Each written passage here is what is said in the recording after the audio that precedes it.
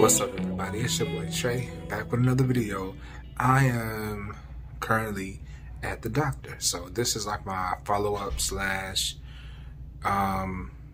primary starting care for, you know, everything going forward post me being in the hospital for the blood clot like about a month ago.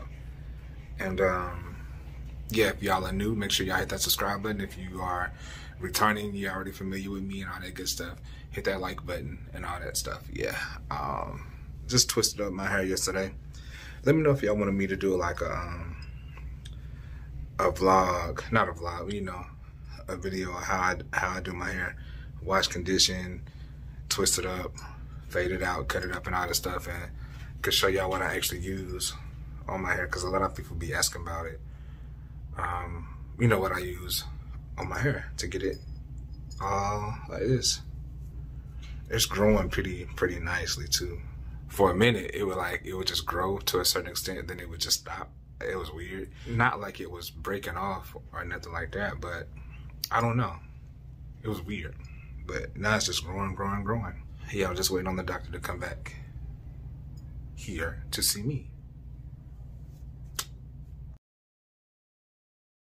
I'm gonna extend your Eliquis to 3 month prescriptions. Okay. So you're gonna get like 180 pills at a time. Don't freak out over that number, please. Will there be any other like, I guess, scans or tests done to see that the clot is gone, or is it just expected to? Yeah, good question. We don't scan for a cure because this blood clot isn't necessarily going to get rid of it. It's going to stabilize it. Okay, so a lot of people we used to look for it. We used to keep people on blood clots with blood clots in the legs. We did a big experiment where we scanned them every month while they're on these medicines to see how things changed. And it quickly became apparent that it smoothed out the blood flow around the clots. It didn't get rid of them.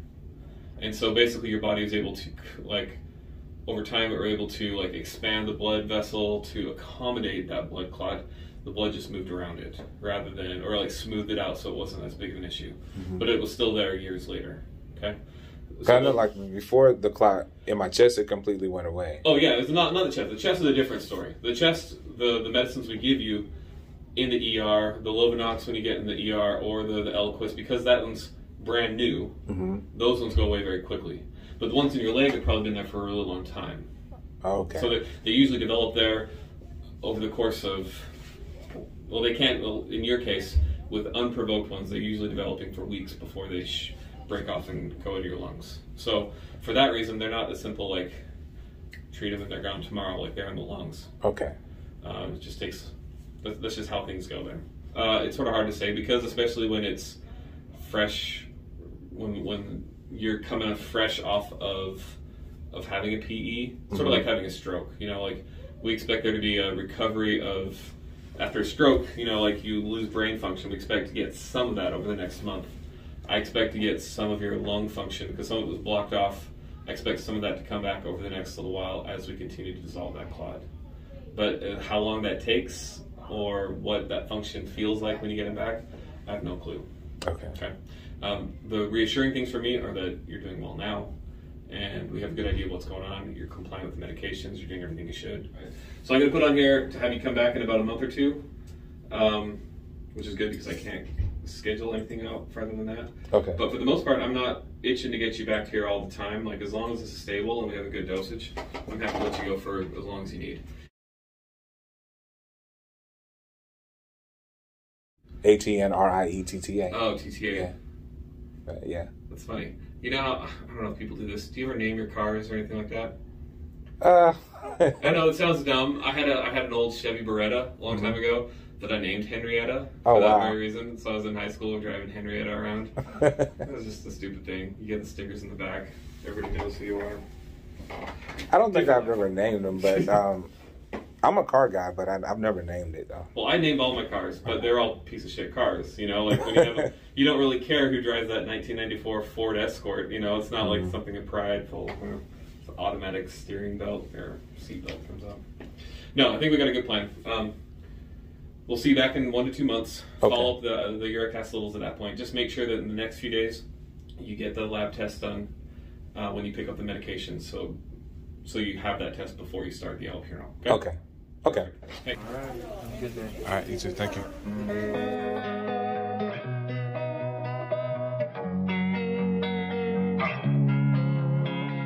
Losing time, I'm fading fast. I just wanna make it last. Try to let go of the past. I close my eyes, embrace the blast. Sleepless nights and headaches stack. Restlessness to hell and back. What's my purpose? What do I grab? A slippery surface, a heart attack.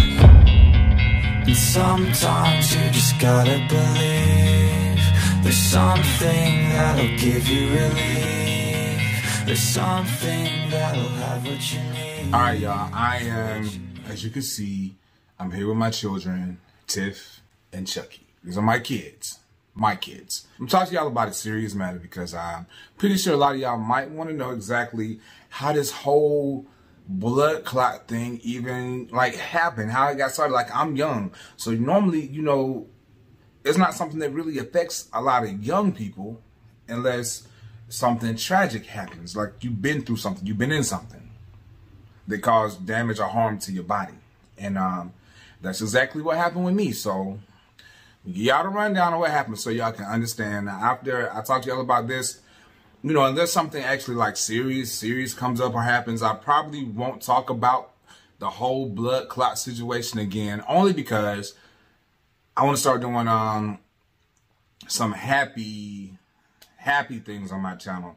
I don't want everything to be all like down. I don't like people to really you know, like be feeling like down for me or you know, like feeling any type of way or you know, sympathy or pity and all that stuff, because I power through everything, and I'm, you know, I encourage other people to go through whatever they got to go through and realize that if they had not gone through whatever they had to go through, they would not be who they are. You would not be where you are. Everything that you've gone through, positive, negative, in between, people that have come through your life and were not good for you, have made some part of a kind of impact on who you are today. So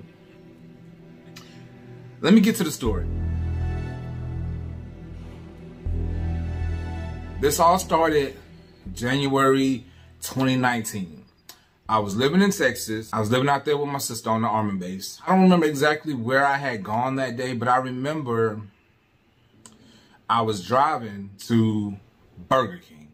I wanted to go to Burger King. I had it in my mind. I had to get a cherry freeze, a large cherry freeze, because I like cherry freezes, and they only got them at, you know, the ones that Burger King actually tastes really good. I stopped to get ready to turn into the Burger King. You know, I'm waiting on traffic to come this way. I'm facing this way. Burger King is right there. I'm about to get ready to turn into Burger King, and I'm just stopped. Traffic is coming. All of a sudden, bam, somebody slams into the back of me. I already knew. I mean, like, it hurt so hard. It felt so hard that I knew instantly, you know, like my car was jacked up. I pull up and I go on like to the street. I don't even turn into the Burger King anymore. I just go on to like where I could get over onto like a little side street. A guy not paying attention, he slams dead into me, rear-ended me hard. And as I'm in the car, my left knee slams up into like the front console part of the car, like into like the dash of the car. Now, I drive a small car. Even back then I had a small car, and it's like really, really small and compacted. So it's not a lot of room inside. So if anything smashes into you, it's gonna throw your whole body forward and you're gonna hit into whatever's in front of you. So I managed to try to drive my car home. They asked me right then if I wanted to go to the ER, and the paramedics came, but I didn't go to the ER until later that night, because I got to a point where the pain in my leg was so immense that I could not, like, it's like I got to the point where I could almost not even walk. At that point, I go to the ER that night. They end up putting my leg on like a brace cast situation. I ended up being immobilized for like 3 weeks. I couldn't walk. If I did walk, I had to hop on my right leg, and that was kind of like painful because I still had all this pain in this left leg. Now, when it got to the point where I could begin to try to walk again, I'm like, okay, cool. The pain was leaving. All of that's good. Now, mind you, I didn't even mention this to y'all yet, but the person that rear-ended me, the person that freaking rear-ended me gave the police false insurance information. They did not even have insurance. They did not have insurance. Oh my God. I cannot stress this enough. Look, if y'all are on the highway, please have insurance. Even if you ain't thinking about the person that you could injure or that you could, you know, end up hurting, think about yourself. Think about your children, people that could be in the car with you. I mean, things happen. Sometimes you can't always afford to have insurance. You still got to do what you got to do, but you never know what could happen. So if you don't have insurance, just stay off the road, for real. Because what ended up happening is this person didn't have insurance. I did get injured. My car was jacked up. Luckily, I had insurance, so my insurance covered my car. But a month later, after the incident happened, I started feeling pain in my leg. Like pain in the back of my leg. And I'm looking up on the line, like, you know, these little knots on the back of my leg that I was getting. Like, what is this? What is this that's going on? And so something just told me it's a blood clot. It got to be some kind of like a blood clot. I never had one before then. Eventually, like after about 3 days, I'm thinking in my mind, you know, let me just pop a couple aspirin and whatever I'm feeling will go away. Oh, it went away. But I didn't realize that it had traveled from my leg into my lungs. And that's why I started to not feel the pain in my leg so much anymore, because it had begun to travel. If I was walking a short distance, I got so out of breath, I got dizzy. I couldn't breathe. And this is 2019, so this is pre-COVID. All of that stuff hadn't even taken place yet. So I thought of COVID wasn't even in my mind because that wasn't even going on at that time. But I got to where the breathing was so bad, I felt like something was literally pressing down on my chest. It was so bad. And I said, you know, let me look up online. And I looked up, it said DVT blood clot. These are the symptoms. It travels to your lung. You feel like you can't breathe. It's crushing your chest. I had all the symptoms. Every single symptom that it listed, I had it. So I go to the ER and I tell them I believe I have a blood clot that has traveled to my lungs. And the first thing they said was like, well, how do you know? You can't be trusting what's on Google and all this and all that. But I mean, like, I'm one of the people, like, I know my body. I know when something ain't right, and then I know if I'm feeling a certain way. Of course, they say don't self-diagnose yourself, but at the same time, I know what's going on. And as sure as I said, they get me back there, they start running these tests. They run this test called a D-dimer. A high D-dimer level in your blood shows that you do have some kind of a severe clot. And then they begin to do x-rays. They begin to do ultrasounds. They begin to do CT scans and all these different types of scans and stuff. And at that point, I knew it was kind of serious, but I didn't know how serious. And then they came back and told me, well, we're going to have to transport you to another medical center that's like, it was like about 45 minutes away from the hospital that I was at. And they said I had a massive clot in my lungs. From there, blood goes to your lungs. But if the clot goes with it, it can get stuck and block the blood vessels. This condition, called pulmonary embolism, is very serious. It can permanently damage a part of your lung. If a clot is large, or if there are many clots, pulmonary embolism can even be deadly. They needed to transfer me to a bigger facility to handle what was going on, because at that point I was pretty much at a level where I could have been, if I had waited till the next day, I could have died. I could have really died. All because somebody not paying attention in traffic hit me uninsured, and now on top of me having a damaged car, I got, you know, jacked up in the process. Even though the blood clot came on a month later, it was all resulting from the car accident.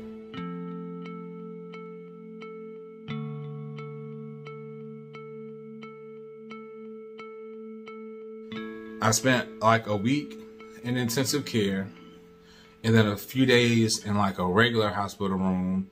I had to give myself shots in the stomach, and they put me on blood thinners for a year. And they said because it was resulting from a car accident that at that point I did not have to be on any type of blood thinners like long life. After a year, you know, the 6 months to a year, they could stop the blood thinners and I should be good.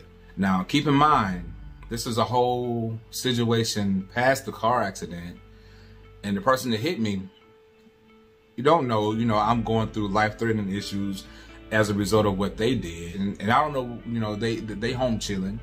Hopefully by now they got insurance so they don't be, you know, jacking up somebody else. But it's just the point in my mind thinking that the whole irresponsibility of this person not only hitting me, not only not having insurance, because at this point my insurance is having to cover my car, having to cover all this medical stuff. You know, my insurance went up sky high because they paid out my whole policy. My medical bills were like in the hundreds of thousands of dollars. Even though it was not my fault, they skyrocketed my insurance premium so high, I had no choice but to you know, drop them and try to get other insurance, because at that point they was trying to recoup their money, even though it wasn't, you know, my fault, because they had to cover me. They trying to recoup their money. So it is what it is. I spent several months going through physical therapy because I had to learn how to condition my body to get, you know, back elevated. After you've had a PE, a pulmonary embolism, if you've ever experienced this, your body goes through a whole thing where you have to kind of work your body back up to a regular standard level. This has to do with exercising, walking, anything that causes like anything physical that your body has to do. When you have a PE, a pulmonary embolism, like your level of being able to do things drops. It drops. So I'm dealing with like a lot of stuff. I'm going through all of these appointments, several appointments a week. At this point, I'm going through blood doctors to try to get my blood levels right to where I'm not over thin with blood, but I'm not too thick to where I can get another clot, or the clot that I currently had at that point could get worse. Cool. A year later, 2020, I ended up moving from Texas back to Atlanta, right? At that point, I had got to where I was changing doctors, but they had seen it no longer need for me to be on blood thinners, so they took me off. Cool. I didn't have any relapse, you know, I didn't have anything happen at all. It was like everything was good. A year goes by, almost 2 years go by, everything cool. I'm not on blood thinners, I'm not getting any clots or nothing. All of a sudden, and you know what's crazy? I just realized it. I just realized this. The clot that I recently had, it just came January again, 19, 20, 21, 22, so 20, 21, 22. Exactly 3 years, like 3 years to the date from the car accident, I have issues with another clot. And now this one wasn't caused by anything per se. It just came about all this stuff. I started to feel the pain in my legs. I recognized the symptoms, so I'm like, okay, at this point, let me just go ahead and go to the ER because I already know this feels like a clot. I've experienced this before. Cool. I get to the ER. Even though it had only been a few days, it had already traveled to my lungs, began to set up another mass clot. Now this time, because it was unprovoked and it just came on by itself, I'm back on blood thinners now. I'm on a drug called Eliquis. Mind you, before I was on Lovenox, I had to take shots in my stomach. And I also ended up being on a drug called warfarin. Now, warfarin does a lot of bad things to your body. It makes your hair fall out. So at that point, like, I was losing hair, my hair was getting thinner, my hair was falling out.